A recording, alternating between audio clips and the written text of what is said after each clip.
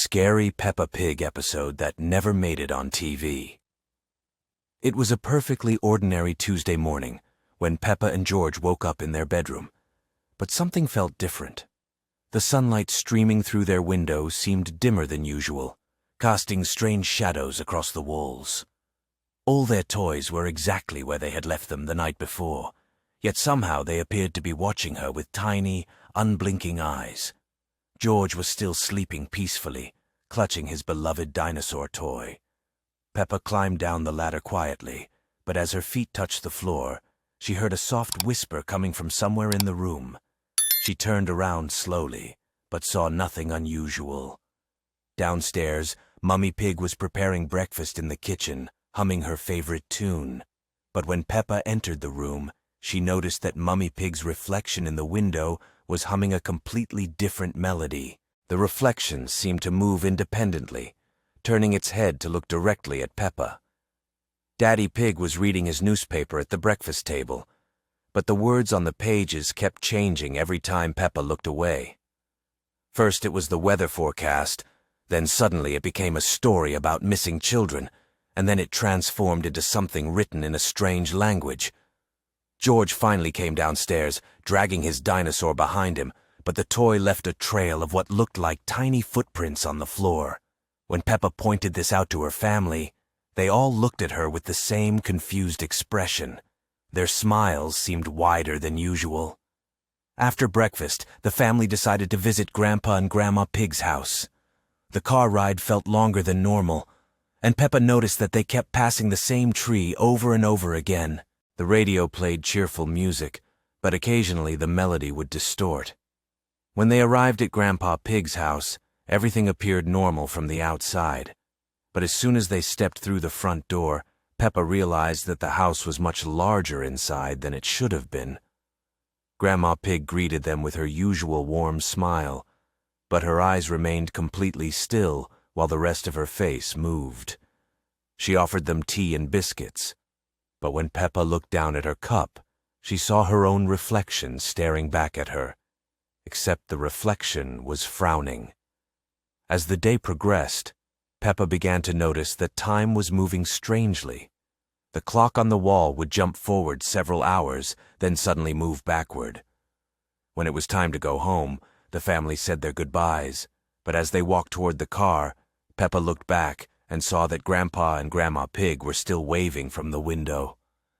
Back in their own house, everything returned to normal. But that night, as Peppa lay in her bed, she could hear soft footsteps walking around downstairs. The footsteps moved in a perfect circle, never stopping.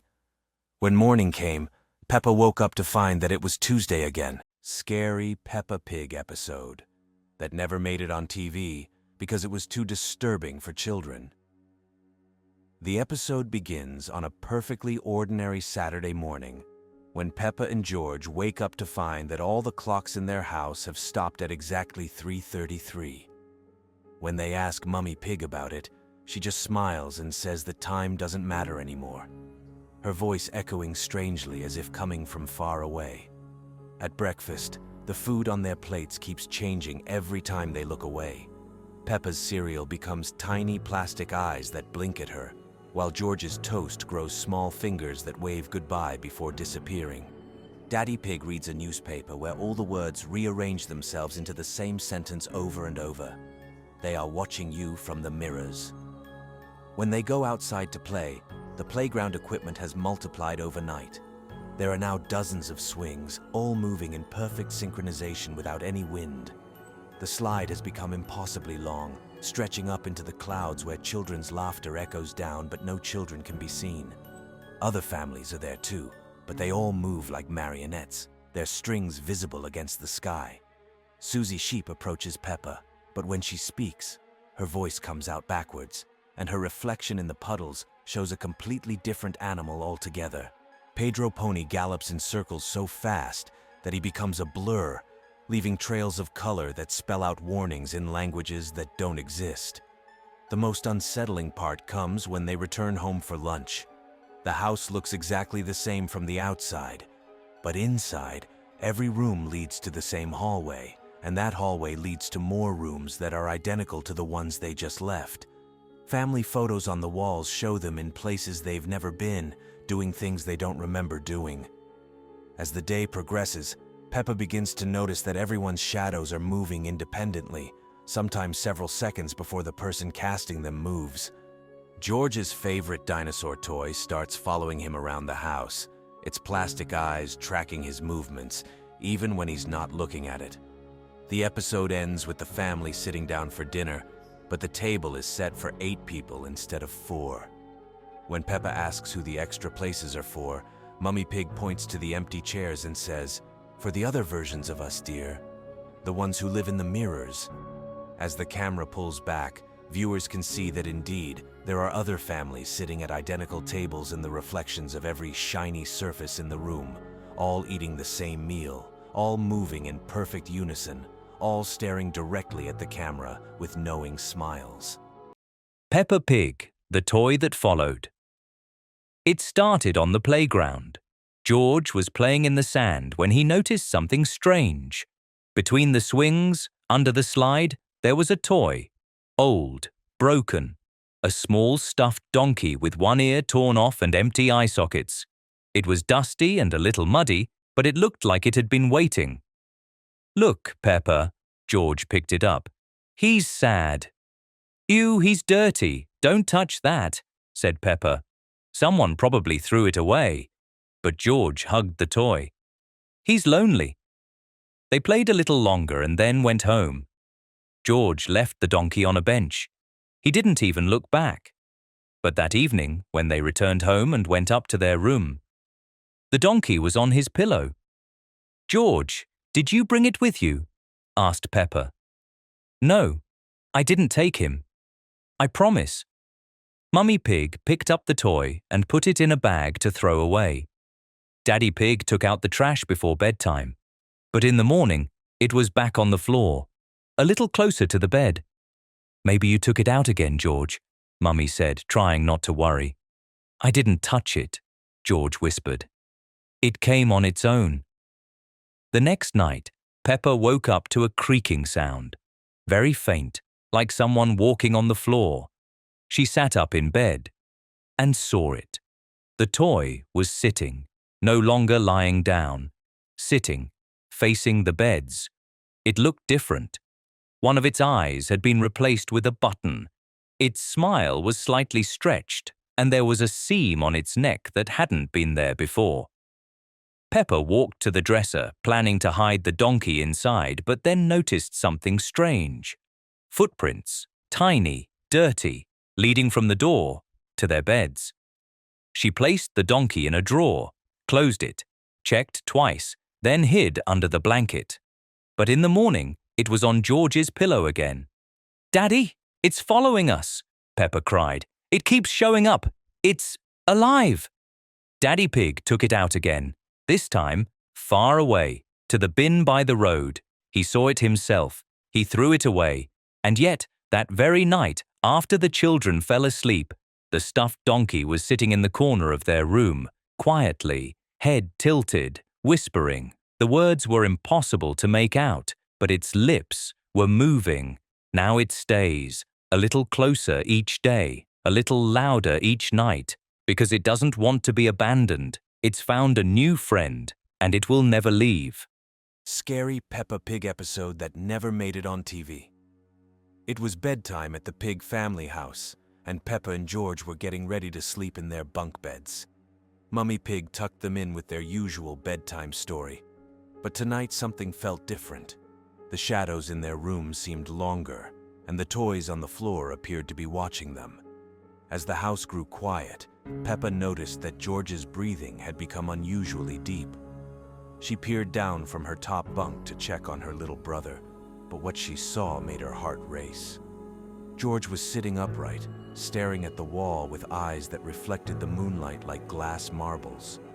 Peppa whispered his name, but George didn't respond. Instead, he slowly turned his head toward her, and his familiar smile had been replaced by something wrong. His mouth stretched too wide, revealing teeth that seemed sharper than they should be. The bedroom door creaked open by itself, and Mummy Pig appeared in the doorway. But this wasn't the loving mother Peppa knew. This version moved with jerky, unnatural movements, like a puppet. Her eyes were completely black, and when she spoke, her voice echoed from somewhere far away. She told Peppa that it was time for a special game, one that only happened when the moon was darkest. The walls of the bedroom began to shift and breathe like living things, and the cheerful wallpaper started peeling away to reveal something underneath that pulsed with sickly green light. George stood up and walked to the center of the room, where the floorboards had begun to glow with the same eerie light. Other children started appearing, but they weren't children Peppa recognized. They all had glassy eyes and two wide smiles, forming a circle around George. The toys scattered across the floor began to move on their own, crawling toward the circle of strange children. Peppa's teddy bear looked up at her with button eyes that had somehow become real, blinking slowly as it joined the gathering below. Mummy Pig gestured for Peppa to come down, speaking in that hollow voice about how special tonight would be. The room had transformed completely, with walls stretching impossibly high and the ceiling disappearing into darkness above. Peppa realized these weren't her real family anymore. These were something else, wearing the faces of people she loved. The circle of children began to chant in a language she didn't understand, and the green light grew brighter with each word.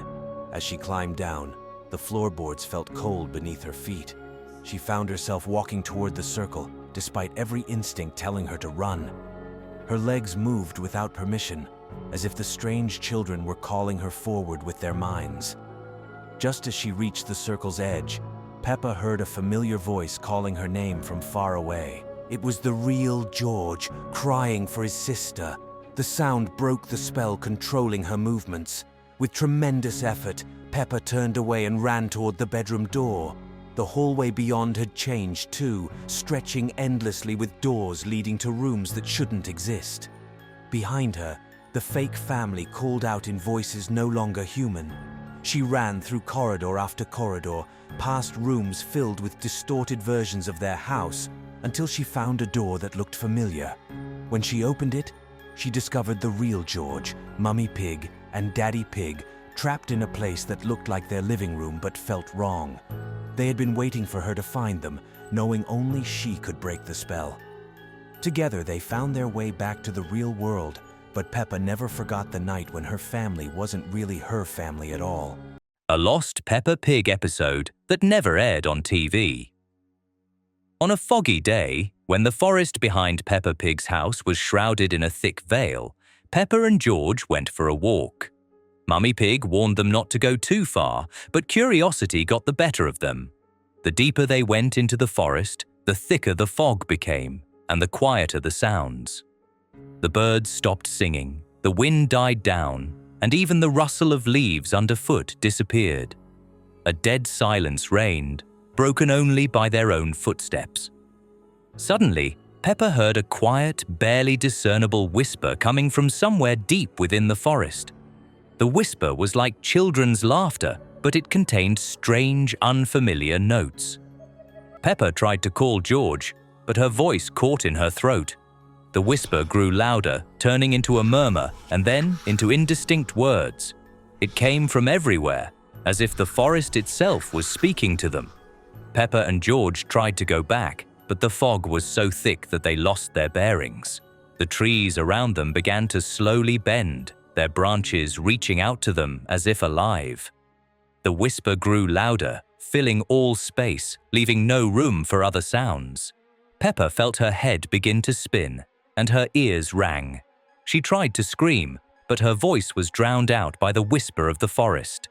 Suddenly, vague outlines began to appear from the fog, resembling shadows, but with eyes that glowed with a dull red light. They moved slowly but relentlessly, surrounding Peppa and George. The whisper grew louder, and now it was everywhere, as if the forest itself was singing its eerie song. Peppa felt her body go numb, and she couldn't move. The shadows approached, their cold breath brushing her face. The last thing Peppa saw were George's eyes, looking at her with horror before he was swallowed by the darkness. The forest continued to sing its eerie song, and now it was part of that song. When Mummy Pig and Daddy Pig came into the forest, they found only Peppa's small red shoe lying on the ground. And sometimes, in the quietest hours of the night, if you pass by the forest, you might hear a quiet, barely discernible whisper coming from its depths, as if someone is still singing their eerie song, and its words echo off the trees, calling for eternal sleep.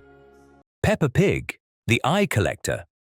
It all started with a single button. It was just lying on the kitchen table, black, round, with 4 holes. Mummy Pig picked it up, turned it over in her hoof, and tossed it into the sewing drawer. "Strange," she mumbled. "I don't remember this one." The next day, there were 2, in the exact same place, identical, clean, perfectly smooth, as if freshly made. Mummy Pig put them away again, but couldn't recall where the first had come from. By the 3rd day, there were 4. Daddy Pig decided the children were playing a prank, but Peppa only shook her head. "We didn't touch them. They just appear." On the 4th day, the buttons weren't on the table. They were on the floor, next to Peppa's teddy. "George, look, he used to have eyes. Now they're buttons. Small, shiny, unevenly sewn, but tight." Peppa swore Teddy's eyes used to be glass, blue, cheerful. "Maybe he always looked like that," George said, uncertain. But when she looked in the mirror, she could swear Teddy was watching, following her, unblinking. By the 5th day, buttons were found in the playroom, near the bookshelf, and George's dinosaur, his eyes had changed too. Same black buttons, 4 little holes. "Daddy," Peppa whispered, "someone's replacing them. It's just coincidence," he said, waving it off. But that night, the house fell unnaturally silent. No wind, no drips, no breathing. And then Peppa heard scratching, software uneven, like claws dragging across wallpaper. She stepped into the hallway. On the wall, marks, long, thin, deep, and between them, a phrase carved into the plaster, "Now I see." In the morning, in the family photo frame, all the eyes were buttons, even hers. Only the real Peppa, not yet. "It's not us anymore," Mummy Pig whispered. "It's changing us." In the closet, they found a box of buttons, but they were too new. No packaging, as if someone had made them. Here, on the 7th night, Peppa saw a shadow. In her room, thin, elongated, a vague figure, faceless, shapeless, but with claws. And that same dry scratch. She hid beneath the blanket, but through the fabric she could feel the stare. Warm, burning. When she opened her eyes, it was gone. But Teddy had a 3rd eye, right in the middle of his forehead. Daddy Pig no longer looked at Peppa. His eyes were flat, round, black, sewn in. Mummy Pig smiled wider each day, but never spoke again. George cried at night, but didn't know why. And Peppa now carries a mirror, small, round, checks her face every morning, whispers into the glass, "Still mine, still mine." Because she knows one day she'll wake up and won't remember what her real eyes ever looked like.